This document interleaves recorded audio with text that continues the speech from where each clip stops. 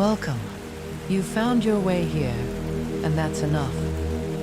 Wherever you are, whatever the day has asked of you, it's time now to let it all soften. Let your shoulders settle. Let your breath slow down. Let the quiet gather. This is a place for gentle stories, ones that unfold slowly, like shadows at dusk. There is no urgency here, no answers to chase, only small mysteries, soft paths, and the company of a curious cat named Monsieur Alphonse. But before we begin, let's take a moment, a small stillness. You don't need to do anything, just be here. Let your breath move at its own pace. Let your jaw unclench. Let the day fade behind you. If you'd like, you can use this time to gently scan through your day. Not to fix anything, just to notice what's left. Or you can simply listen to the quiet. We'll stay here together for 1 minute.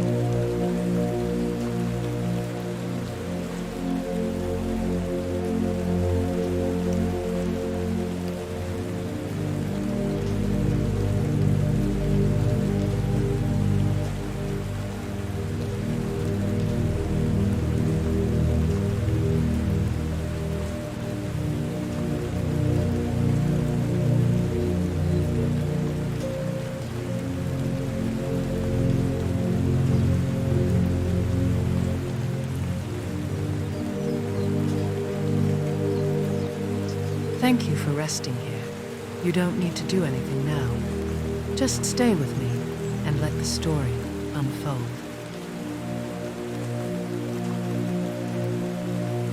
Monsieur Alphonse was not in a hurry. He never had been. Even in Athena, a city that breathed in rushes and exhaled heat, he moved with intention. Quietly, his soft grey fur gathered the dust of centuries as he padded through alleyways too narrow for cars, too old for time. He had arrived with no plan, and no luggage but his name. And yet, he knew he was meant to be here. Somewhere between morning and memory, the air shifted. Shutters creaked open like yawns. Bougainvillas spilled over cracked white walls. The streets of Anaphiotica, high above the city, were silent in the way only ancient things can be, watched over by tired gods and curious pigeons. Monsieur Alphonse liked it here. The walls were warm, the rooftops flat and sun-slicked. Everything seemed just on the edge of crumbling, and yet it all held. It was on one of these rooftops that he first saw her. She shimmered into view like steam rising off stone, light, slow, barely there. Wings too precise to be breeze-blown, too strange to belong to a moth. Papiette, gold-veined, indigo-tipped, she hovered mid-air, then turned, if turning is what you'd call it, just enough for him to feel, see.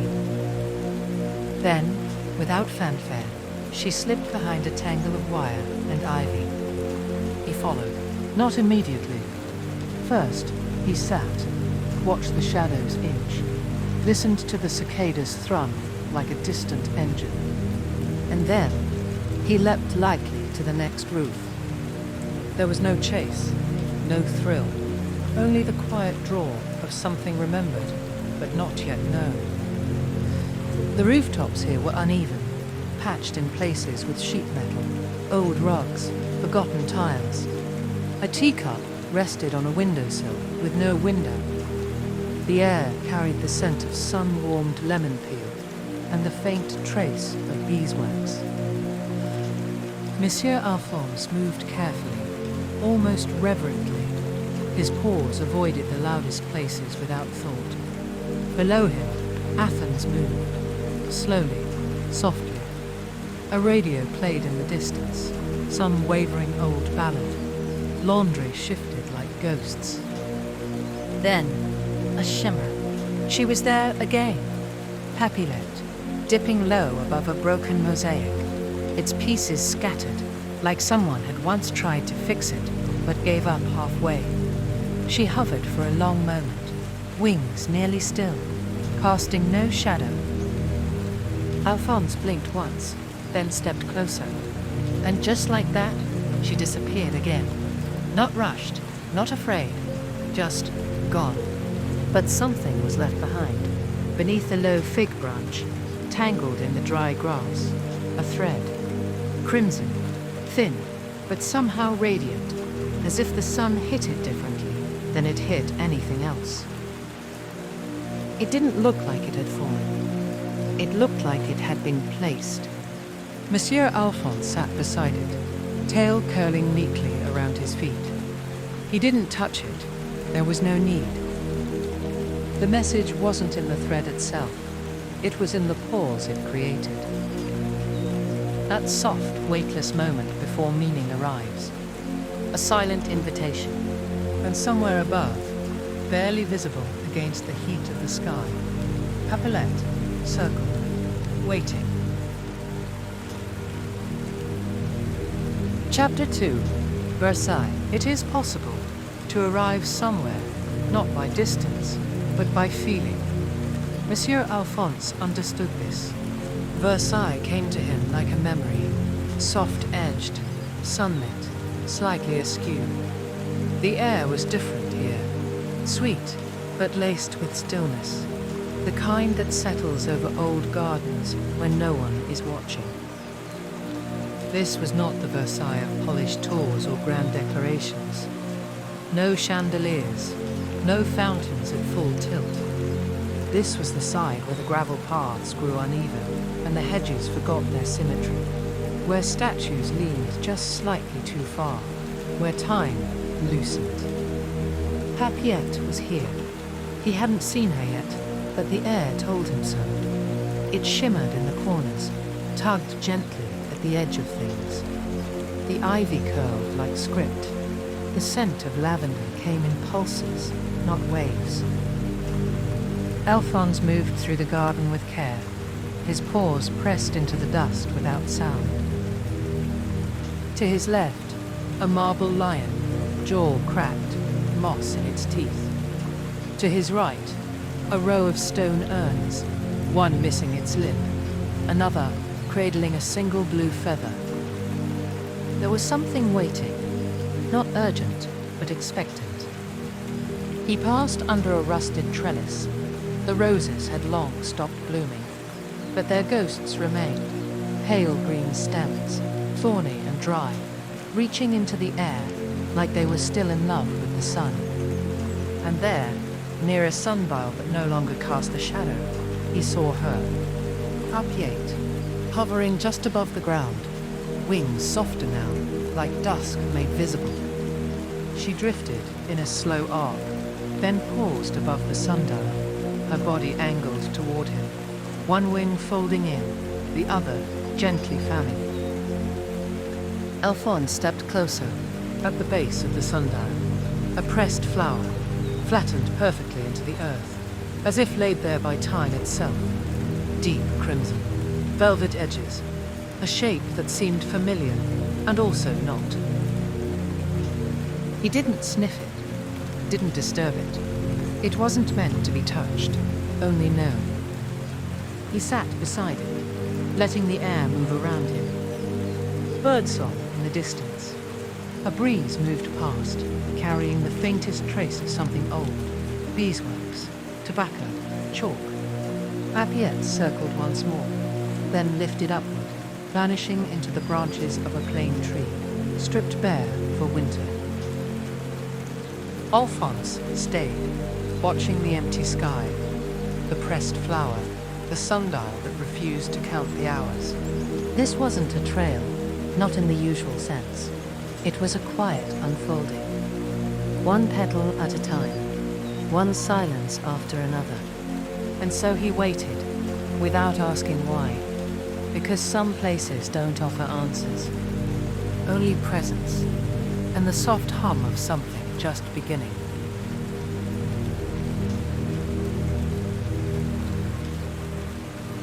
Chapter 3. Northcote. Monsieur Alphonse did not remember travelling to Northcote, and yet there he was, standing on a damp patch of footpath, beside a weathered garden fence, as if he'd always been there, as if he'd grown from the ground like the fig tree beside him. It was early evening. The light had turned soft, blue at the edges, as if the sky was folding itself into sleep. Tram wires hummed above, like faint memory lines. The footpath glistened from recent rain, and the scent of wet bark drifted up from the eucalyptus trees, like steam. Northcote was quiet in the way suburban streets can be, just before dinner, full of movement behind doors, full of pauses outside them. A cat could move here unnoticed. Or, more precisely, not unnoticed, simply accepted. He made his way up a street he'd never walked, yet somehow knew. The houses leaned at slight angles. Some wore coats of new paint, still bright and proud. Others let theirs peel, like snakeskin, revealing old colours beneath. Muted greens, sun-bleached terracotta, forgotten blues. Monsieur Alphonse passed a front yard where a collection of objects had gathered themselves. A broken chair, a faded tricycle, a ceramic hand with moss between its fingers. None of it felt accidental. The air held a kind of waiting. And then, there she was, Papiette. Not in flight this time, but resting, wings closed, balanced on the rusted curve of a garden gate. She looked smaller here, as if the city had humbled her wings, or folded her into something more delicate. She did not rise when he approached. She only shifted slightly, allowing the light to catch her wings one last time. Alphonse paused. No need to follow any more. No need to chase. He understood now that her path had never been linear, only layered. She drifted forward, gliding low along the footpath, past uneven tiles and chalk drawings washed faint by rain. Alphonse followed, his tail low and steady. They turned a corner. There, tucked behind a house with teal paint, flaking into soft curls, was a small garden, overgrown but gentle. Passion fruit vines tangled through a rusted fence. Lemon balm grew wild in the cracks of broken concrete. A mirror leaned against a tree, reflecting nothing but leaves. And Papiette hovered above the base of a fig tree, and slowly, without sound, disappeared between its roots. Not vanished, just returned. Alphonse approached the spot. There, half buried in the earth, was something familiar.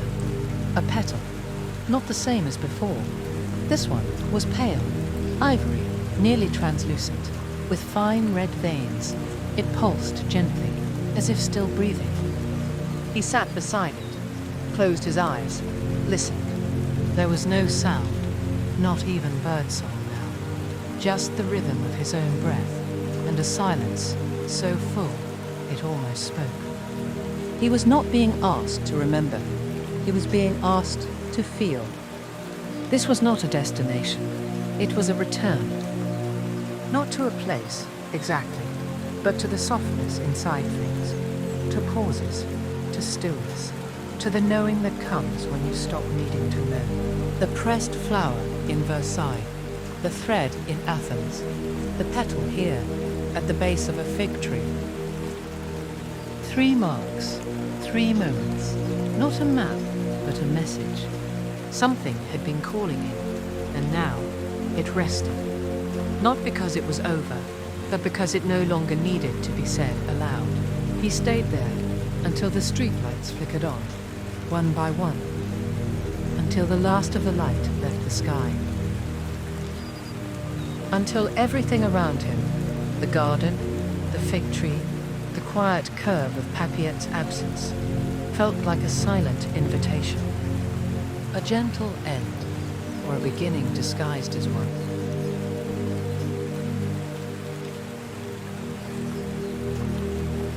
Chapter 4.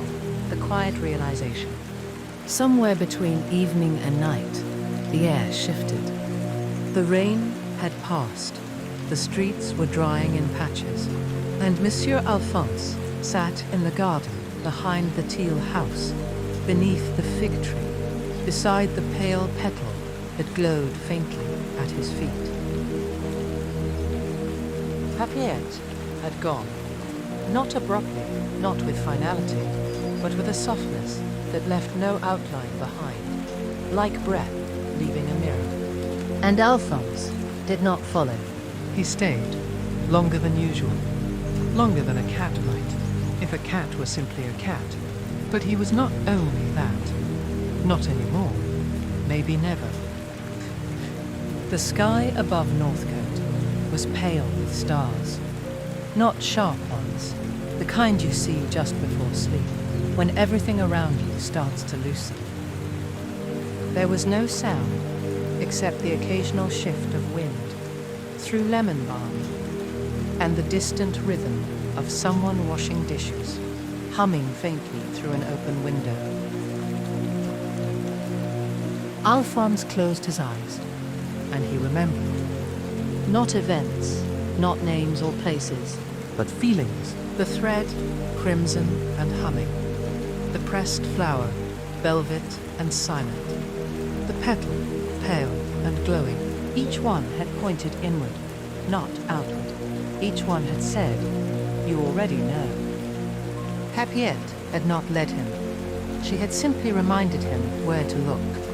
He thought of the rooftops of Athens, warm and uneven, of Versailles, dappled in golden disrepair, of this small garden, stitched with weeds and wonder. Each place had offered him a pause, a way to listen, a way to return. And now, he was no longer searching. There was no final revelation, no message scrawled in stone, no secret waiting to be solved. Only this, a heart made quieter, a breath made deeper, a knowing that did not need to be named. He rose slowly, stretched, and walked the length of the garden one last time. The world hadn't changed, but he had. And when he passed through the gate, the one Papiette had once rested on, he did not look back. Not because he was leaving something behind, but because everything he needed was already with him. 10, 4. He moved through the night with grace. No hurry, no map, only the hush of the wind, the rhythm of his pause, and the quiet, fluid promise of home.